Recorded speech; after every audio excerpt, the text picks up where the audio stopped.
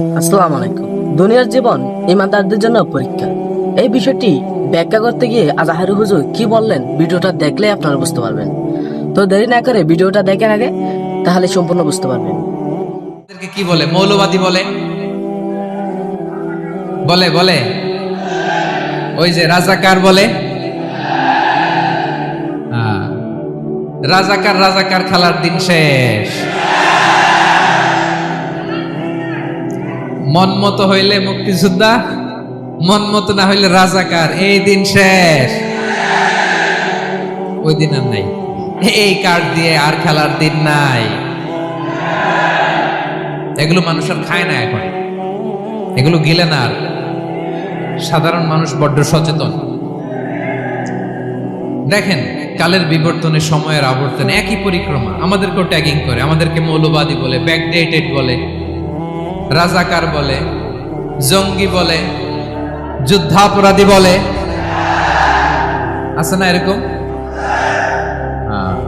ওয়াসবির আলা মা ইয়াকুলুন, নিজের সাথে মিলায় নেন। যা বলে ধৈর্য ধারণ করো। ওয়াহজুরহুম হাজরান জামিলা, জাস্ট ইগনোর দেম, ভালোভাবে ইগনোর করেন, খালাস, সালাম দিয়ে কেটে পড়েন। তাহলে প্রিয় ভাইরা, এই বিপদ আপদ আমাদের পিছু ছাড়বে না, পিছু ছাড়বে না। নবীদের পিছু ছাড়ে নাই, আমরা কোথায়? আমরা আর কি? বিপদ আমাদেরকে ধৈর্য ধারণ করতে হবে, মনোবল হারাইলে হবে না। তাহলে প্রিয় ভাইরা, এটাই জীবনের বাস্তবতা। সবর আমাদেরকে ইখতিয়ার করতে হবে, হতাশ হওয়া যাবে না। অনেকে আমরা অল্পতে হতাশ হই। এই যে আমরা ধৈর্য ধারণ করছি, এর ফল পাচ্ছি না। দীর্ঘ 1.5 দশক ধরে ধৈর্য ধারণ করছেন না আপনারা? এখন মুক্তি, স্বাধীনতা, বিজয় এনে দিয়েছে কে? ধৈর্য ধারণ করুন। ধৈর্যের যে ফলাফল এটা বড় মিষ্টি। আসসালামু আলাইকুম ওয়া রাহমাতুল্লাহি ওয়া বারাকাতুহু। আমরা শুরুতে আল্লাহ রাব্বুল ইজ্জা ওয়াল জালালের দরবারে শুকরিয়া জ্ঞাপন করছি, যিনি আজকে আমাদেরকে এরকম চমৎকার একটি পরিবেশে, চমৎকার একটি ইসলামিক কনফারেন্সে উপস্থিত হওয়ার সুযোগ করে দিয়েছেন। আমরা সবাই পড়ছি কালিমাতুশ শুকর, আলহামদুলিল্লাহ। সম্মানিত সুধী, আমরা এই পৃথিবীতে খুব অল্প একটা সময়ের জন্য, একটা ট্রানজিট পিরিয়ড কাটানোর জন্য বেসিকলি আমরা এই পৃথিবীতে এসেছি। আমরা কি চিরকাল এই পৃথিবীতে থাকবো বলেন তো? না, একটা ট্রানজিট পিরিয়ডে আমরা এসেছি, আবার চলে যেতে হবে। এই যে আমাদের জীবন, এই জীবনের জন্য বিপদ আপদ, পরীক্ষা, স্ট্রাগল, এটা অনিবার্য, এটা হবে। বিপদ নাই, কষ্ট নাই, আপদ নাই, অনিশ্চয়তা নাই, স্ট্রাগল নাই, এমন কি কেউ আছে এখানে? কেউ কি হাত তুলে বলতে পারবেন যে হুজুর আমার জীবনে কোনো বিপদ নাই, অথবা আমার জীবনে কোনো দুঃখ নাই, কষ্ট নাই, কোনো স্ট্রাগল নাই, কোনো রিস্ক নাই? এরকম সৌভাগ্যবান কেউ আছেন এখানে? তাহলে জীবনের জন্য পরীক্ষা, এটা অনস্বীকার্য, হবেই হবে পরীক্ষা। জান্নাত হবে এন্টি এইজিং, জান্নাতে বয়স বাড়বে না কারো, চিরযৌবনা, চিরযুবক, এন্টি এজিং। আপনারা জানেন যে বর্তমান পৃথিবীতে এন্টি এজিং ক্রিম পাওয়া যায় না? ক্রিম, কথা বুঝতেছেন? এন্টি এজিং ক্রিম পাওয়া যায়। তারা বলে এই ক্রিম মাখলে চামড়ায় ভাঁজ পড়ে না। এটার দাম আছে কিন্তু অনেক। এন্টি এজিং ক্রিম লাগায়, শ্যাম্পু ইউজ করে, এন্টি এজিং অয়েল আছে, এটা দিলে নাকি চামড়ায় ভাঁজ পড়ে না। ইভেন ভারতের অনেক বড় একজন ব্যবসায়ী মুকেশ আম্বানি, নাম শুনছেন না? যে তার ছেলের বিয়ে হয়ে গেল, তো এই মুকেশ আম্বানির স্ত্রী নীতা আম্বানি, সে কিছুদিন আগে 1 বটল গোল্ড ওয়াটার খেয়েছে, gold water, and its cost $60,000 $60,000 দাম 1 বোতল গোল্ড ওয়াটারের। কেন? ফর অ্যান্টি এজিং, যাতে বয়সের ছাপ গালে না থাকে। এখন বলেন, এভাবে কি আমাদের বয়সকে ধরে রাখা সম্ভব এই পৃথিবীতে?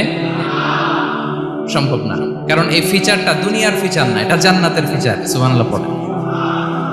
তাহলে জান্নাতে কেউ অসুস্থ হবে না। জান্নাত হবে চির যৌবন, চির যৌবনা। ওখানে আমরা যুবক থাকবো, প্রত্যেকে 33 বছরের যুবক যুবতী হয়ে জান্নাতে ঢুকবো। বিষ্ণু ইসলাম বলেন, আহলুল জান্নাতি জুরদা ওয়া মুরদা ওয়া আবনাউ সালাসিন ওয়া সালাসিন।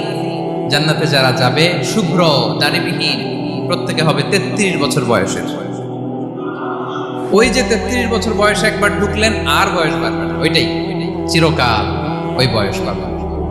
জান্নাতের আরেকটা ফিচার হচ্ছে নো ফ্রাস্ট্রেশন, কোনো চিন্তা নাই, দুশ্চিন্তা নাই, হাইপার টেনশন নাই, সজীব প্রাণবন্ত। সুবহানাল্লাহ। জান্নাতের আরেকটা ফিচার হচ্ছে there is no expiry date in জান্নাত।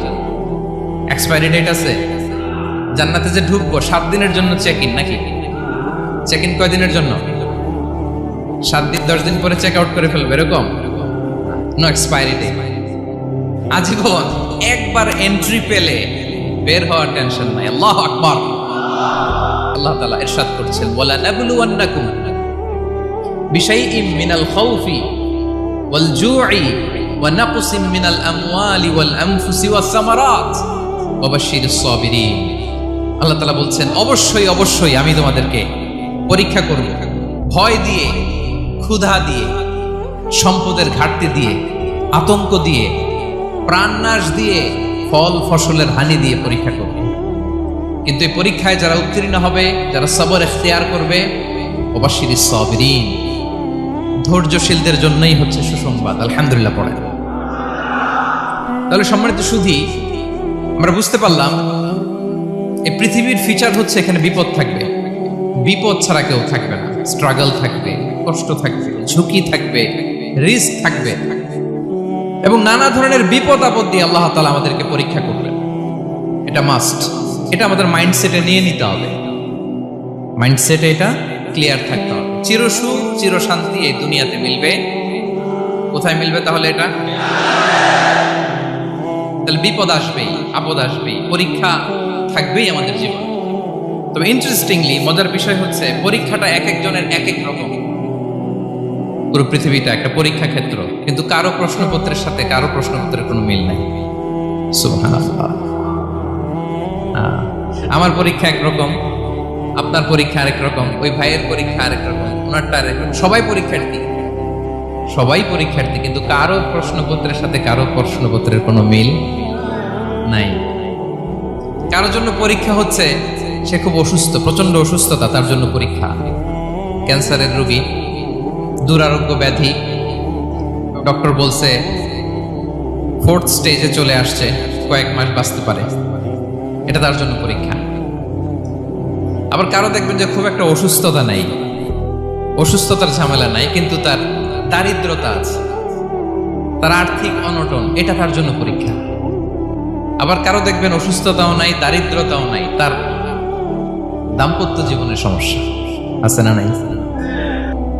ওয়ালাকাদ ফাতান্নাল্লাযীনা মিন ক্বাবলিহিম ফালা ইয়া'লামান্নাল্লাহু আল্লাযীনা সাদাকু ওয়ালা ইয়া'লামান্নাল কাযিবিন।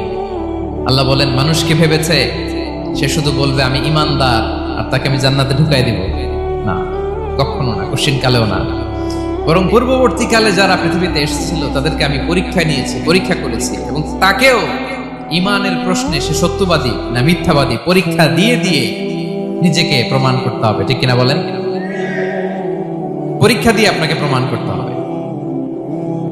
এবং এই পরীক্ষার ব্যাপারটা, এটা যে শুধু আমরা সাধারণ মানুষ আমাদের জীবনে দুঃখ বিপদ পরীক্ষা এমনটা নয়। এই পৃথিবীর সবচাইতে শ্রেষ্ঠ মানুষ যারা ছিলেন তাদেরকে আল্লাহ পরীক্ষা নিয়েছেন। বলেন তো, এই পৃথিবীতে সবচাইতে শ্রেষ্ঠতম মানুষ কারা? সবচাইতে শ্রেষ্ঠ ভালো মানুষ কারা ছিল পৃথিবীতে? বলেন তো, নবীরা। আওয়াজ করে বলেন তো কারা? বলেন তো, নবীদের জীবনে পরীক্ষা ছিল কি ছিল না? হ্যাঁ ছিল, বেশি না কম? বিষ্ণু ইসলামকে জিজ্ঞাসা করা হলো, আইয়ুন নাসি আশাদ্দু বালাআন ইয়া রাসূলুল্লাহ, হে আল্লাহর রাসূল, এই পৃথিবীতে কাদের জীবনে পরীক্ষা বেশি? বিষ্ণু ইসলাম বললেন, আল আম্বিয়া, নবীদের জীবনে। আল আম্বিয়া সুম্মাল আমসাল ফাল আমসাল, সবচাইতে জীবনে পরীক্ষার সম্মুখীন সবচাইতে বেশি হয়েছেন নবীরা। তারপরে নবীদের পরবর্তী অবস্থান যাদের, সিদ্দিকীন যারা, সোহাদা যারা, সালিহিন যারা, আল্লাহওয়ালা যারা, তাদের জীবনে পরীক্ষা বেশি।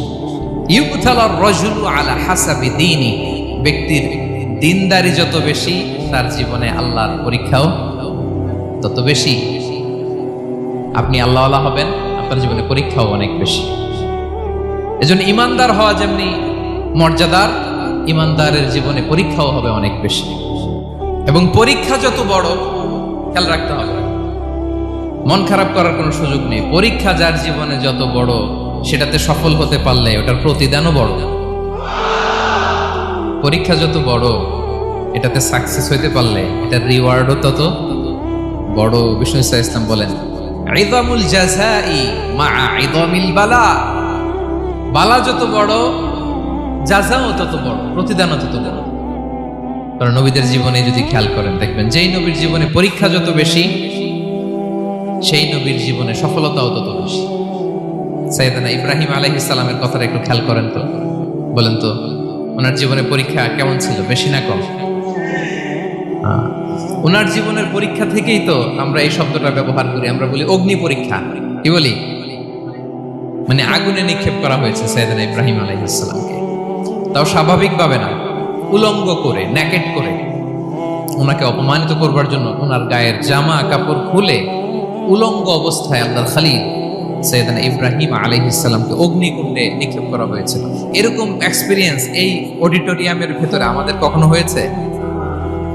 তাইলে সাধারণ মানুষের জীবনের পরীক্ষা আর নবীদের জীবনের পরীক্ষার মধ্যে পার্থক্য আছে না নাই? ধন্যবাদ ভিডিওটা সম্পূর্ণ দেখার জন্য। ভালো লাগলে একটা লাইক দিয়ে চ্যানেলটি সাবস্ক্রাইব করে দিবেন। আসসালামু আলাইকুম।